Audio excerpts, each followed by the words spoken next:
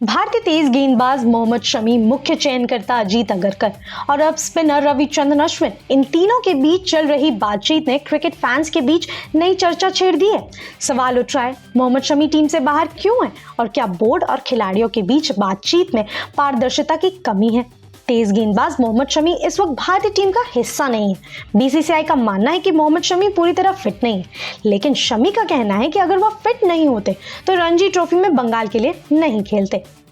Australia के खिलाफ white ball series से बाहर किए जाने पर मोहम्मद शमी ने कहा था, देखिए सिलेक्शन में पहले भी बोल चुका हूँ, ये मेरे हाथ में नहीं है और अगर ऐसा फिटनेस का कोई इशू है तो मैं यहाँ नहीं होना चाहिए था। तो मुझे नहीं लगता कि मुझे इस चीज़ में बोलने की ज़रूरत है। अगर मैं पहले भी बोला हूँ, अगर मैं 4 डे खेल सकता हूँ तो 50 ओवर भी खेल सकता हूँ। इस बयान के बाद बीसीसीआई के चीफ सिलेक्टर अजीत अगरकर ने भी प्रतिक्रिया दी। उन्होंने कहा, अगर उन्होंने कुछ कहा है तो शायद यह बातचीत मुझे उनसे करनी है या उन्हें मुझसे करनी है, लेकिन इंग्लैंड दौरे से पहले भी हमने कहा था कि अगर वो फिट होते तो वो उस प्लान में होते। दुर्भाग्य से वह नहीं थे। अब देखेंगे कि वह पर्याप्त रूप से फिट हैं या नहीं और फिर देखते हैं कि आगे क्या होता है। अब बात करें रणजी ट्रॉफी की, तो रणजी ट्रॉफी के पहले मैच में मोहम्मद शमी ने बंगाल की ओर से खेलते हुए शानदार प्रदर्शन किया।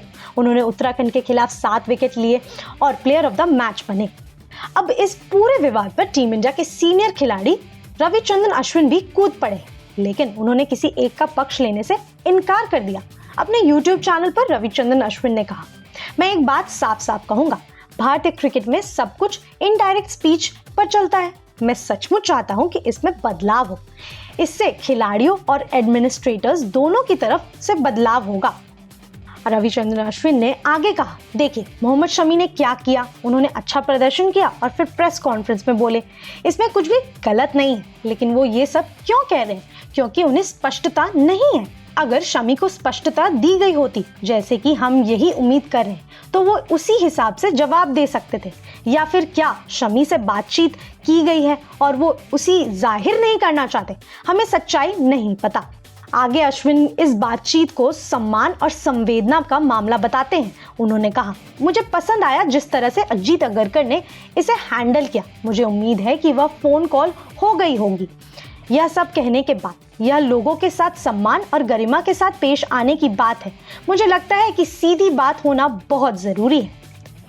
यानी रविचंद्रन अश्विन ने इस मुद्दे पर किसी पक्ष को नहीं चुना, लेकिन यह जरूर कहा कि खिलाड़ियों और चयनकर्ताओं के बीच सीधे संवाद की कमी भारतीय क्रिकेट की पुरानी समस्या है। अब देखना होगा कि मोहम्मद शमी की फिटनेस और चयन पर बीसीसीआई आगे क्या फैसला लेती है।